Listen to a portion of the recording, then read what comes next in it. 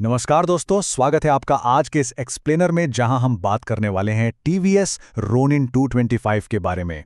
आज हम इसकी असली परफॉर्मेंस, इसके स्पेसिफिकेशंस और सबसे ज़रूरी बात, क्या ये सच में पैसा वसूल है या नहीं, इसकी पूरी गहराई से पड़ताल करेंगे। तो चलिए बिना किसी देरी के शुरू करते हैं।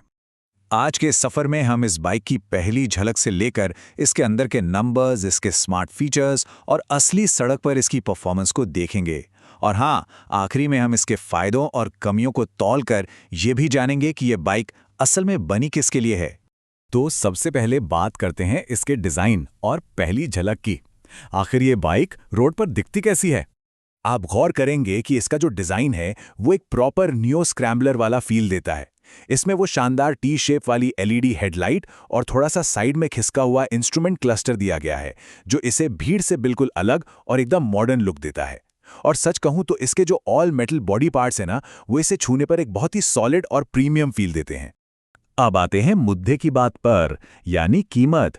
जिस टॉप एंड वेरिएंट की हम आज बात कर रहे हैं, उसकी ऑन रोड कीमत लगभग 2.05 लाख रुपए के आसपास बैठती है। अब हमें इस एक्सप्लेनर में यही देखना है कि क्या इस कीमत में मिलने वाले फीचर्स इस बाइक को सही ठहराते हैं। चलिए अब इसके लुक से आगे बढ़ते हैं और सीधे इसके दिल यानी इंजन और स्पेसिफिकेशंस पर नजर डालते हैं। टीवीएस रोनिन को ताकत मिलती है इसके 223 सीसी के सिंगल सिलेंडर इंजन से। इस इंजन को खास तौर पे शानदार मिड रेंज टॉर्क और परफॉर्मेंस के लिए ट्यून किया गया है। मतलब शहर के ट्रैफिक में जब आपको अचानक से ओवरटेक करना हो, तब इसका ये दमदार पंच आपके बहुत काम आएगा। और माइलेज तो देखिए, आपके चलाने के तरीके पर निर्भर करते हुए ये मशीन आपको 38 से 42 किलोमीटर प्रति लीटर तक की एफिशिएंसी दे सकती है। इस इंजन सेगमेंट को देखते हुए ये आंकड़ा सच में काफी इंप्रेसिव है। अगर हम इसके कोर नंबर्स को देखें तो ये ऑयल कूल्ड इंजन 17 से 20 ब्रेक हॉर्स पावर की ताकत जनरेट करता है। इसमें 5 स्पीड का स्मूथ गियरबॉक्स है और 14 लीटर का सॉलिड मेटल फ्यूल टैंक मिलता है। लेकिन जो चीज इसके रोजमर्रा के सफर को सबसे ज्यादा आरामदायक बनाती है, वो है आगे की तरफ अपसाइड डाउन यानी यूएसडी फोक्स और पीछे का एडजस्टेबल मोनोशॉक सस्पेंशन का कमाल का कॉम्बिनेशन। इंजन के बाद अब बात करते हैं इसके इलेक्ट्रॉनिक्स और टेक फीचर्स की। देखते हैं कि ये बाइक राइडिंग को कितना स्मार्ट और सुरक्षित बनाती है। इसमें आपको जो डुअल चैनल एबीएस मिलता है, वो राइडिंग कंडीशन के हिसाब से खुद को एडजस्ट कर लेता है। उदाहरण के लिए अर्बन मोड में एबीएस का दखल थोड़ा कम रहता है, ताकि शहर में आप आराम से फुर्ती के साथ बाइक चला सकें। लेकिन जैसे ही आप रेन मोड लगाते हैं, तो बारिश और फिसलने वाली सड़कों पर ये एबीएस बहुत ही रिस्पॉन्सिव हो जाता है और आपको बेहतरीन ग्रिप और ब्रेकिंग देता है। इस सेगमेंट में कुछ प्रीमियम फीचर्स देखकर काफ़ी अच्छा लगता है, जैसे कि साइलेंट इलेक्ट्रिक स्टार्ट, मतलब स्टार्ट करते वक्त कोई फालतू शोर नहीं। इसके अलावा hazard lights, side stand engine cut off और एडजस्टेबल ब्रेक और क्लच लीवर्स जैसे फीचर्स दिए गए हैं, जो राइडिंग को बहुत ही आसान बना देते हैं। और हाँ, इसका जो ये offset multi digital instrument cluster है, उसमें आपको आपकी ज़रूरत की सारी जानकारी बिल्कुल सामने मिल जाती है। खैर, कागज़ पर तो नंबर्स बहुत अच्छे लग रहे हैं, लेकिन क्या असली सड़क पर भी ये उतना ही दम दिखा पाती है? चलिए अब इसके रियल वर्ल्ड राइड टेस्ट की बात करते हैं, वो भी पीछे एक पिलियन राइडर के साथ। जब आप इसे चलाएंगे तो सबसे पहली चीज़ जो आप नोटिस करेंगे वो है इसकी गियर शिफ्टिंग। कई लोगों का ऐसा कहना है कि इसके गियर्स इतने स्मूथ हैं, मानो गियर बॉक्स में मक्खन लगा हो। ये एक छोटी सी बात है, लेकिन ये इसके थ्रॉटल रिस्पॉन्स और 5 स्पीड गियरबॉक्स के रिफाइंड नेचर को एकदम सटीक तरीके से बयां करती है। अब जरा इस टेबल पे नजर डालिए। हमने 54 किलो वजन की पिलियन राइडर यानी पीछे बैठे पैसेंजर के साथ इसका टॉप स्पीड टेस्ट किया। नतीजे आपके सामने हैं। पीछे एक इंसान के बैठने के बावजूद चौथे और पांचवें गियर में ये बाइक 120 किलोमीटर प्रति घंटे की टॉप स्पीड आराम से पकड़ लेती है। मतलब इंजन की क्षमता में कहीं कोई कमी नहीं है।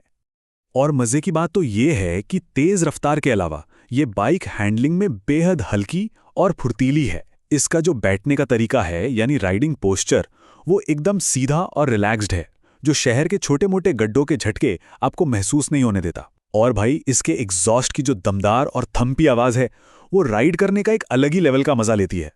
तो चलिए, हर चीज़ को बैलेंस में रखते हुए अब हम सीधे इसकी खूबियों और खामियों पर बात करते हैं, क्योंकि कोई भी बाइक एकदम परफेक्ट नहीं होती। सबसे पहले बात इसके फायदों की। ये बाइक अपनी परफॉर्मेंस के हिसाब से आपको पैसा वसूल फील देती है। इसका नियो स्क्रैम्बलर डिज़ाइन सच में बहुत अलग और आकर्षक है। शहर और छोटी हाईवे राइड्स पर यह आपको बेहतरीन कंफर्ट देती है। और जैसा कि मैंने बताया, इसका स्पोर्टी एग्जॉस्ट साउंड और इसका भरोसेमंद ब्रेकिंग सिस्टम इसे चलाने के अनुभव को बहुत खास बना देते हैं। लेकिन दूसरी तरफ कुछ खामियां भी हैं जिन्हें नज़रअंदाज नहीं किया जा सकता। 6500 आरपीएम के बाद आपको इसमें थोड़े वाइब्रेशंस फील होंगे। चूंकि ये टीवीएस का एक बिल्कुल नया प्लेटफॉर्म है, तो इसकी लंबे समय की रिलायबिलिटी अभी साबित होनी बाकी है। आफ्टर मार्केट स्टोरेज विकल्पों की कमी है और कुछ इलाकों में सर्विस सेंटर नेटवर्क का ना होना एक परेशानी बन सकता है।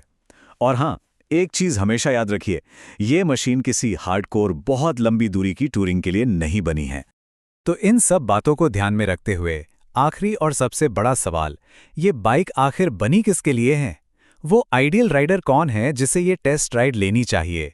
अगर आप 125 या 150 सीसी वाली बाइक चला रहे हैं और आप कुछ बड़ा और बेहतर ट्राई करना चाहते हैं, तो ये आपके लिए है। ये उन कॉलेज स्टूडेंट्स और रोज सफ़र करने वाले युवा प्रोफेशनल्स के लिए बेहतरीन है, जो शहर के ट्रैफिक में फुर्तीली बाइक चाहते हैं लेकिन साथ ही एक स्टाइलिश लुक भी मांगते हैं। और अगर आप हंटर 350 का कोई बढ़िया विकल्प तलाश रहे हैं जिसमें गजब का मिड रेंज टॉर्क हो, तो रॉनिन एकदम परफेक्ट चॉइस है।